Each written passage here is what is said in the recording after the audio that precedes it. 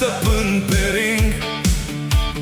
Fețele se întorc pe loc, ea n-avea gând de fugit. Vine drept la masa mea, mă fixează în ochi. Zice, cine mă duce acasă și cine mă face să plâng? Apoi se apropie și-mi șoptește cu un zâmbet discret: înainte să mă iei la drum, zi-mi pe unde ai mai trecut. Ale cui cerșafuri ai rupt, pe cui pode ai căzut. Dă-mi lista completă, iubitule, că vreau s-o văd la minut.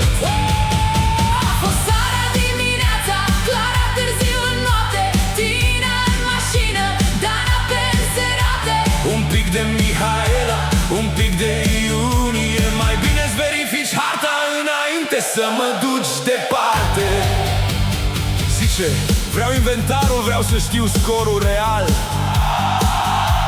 Ai lăsat în urmă inimi înfrânte de la pământ la lună. A fost Maria din Constanța, Ana prin praf și noroi, Bianca în lumina orașului, sau a fost doar un foc și un dor?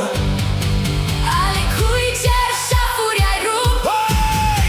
pe cui pode ai căzut. Hey! Hey! Hey! Dă-mi lista completă, iubitule, că vreau s-o văd la minut. A fost seara, dimineața, Clara târziu în noapte, Tina în mașină, Dana pe înserate. Un pic de Mihaela, un pic de Iulie. Mai bine-ți verifici harta înainte să mă duci pe lună.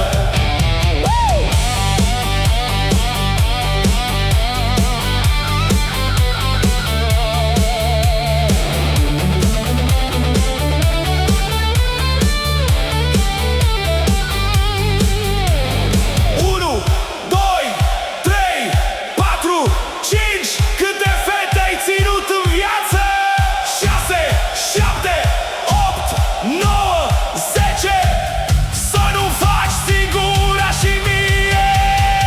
Ale cui cerșafuri ai rupt, pe cui pode ai căzut. Dă-mi lista completă, iubitule, că vreau s-o văd la minut. A fost seara, dimineața, Clara târziu în noapte, Tina în mașină, Dana pe înserate.